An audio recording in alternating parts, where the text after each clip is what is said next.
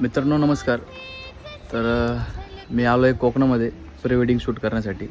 माझं नाही, माझ्या भावाची त्याचं आता लग्न आहे 26 तारखेला. त्यासाठी मी आणि हर्षला घेऊन आलो आहे. हर्ष आपला चांगला व्हिडिओग्राफर आहे, फोटोग्राफर आहे. तर आज सकाळी पहाटे किती 3 वाजता ना 3ला आम्ही पोचलो.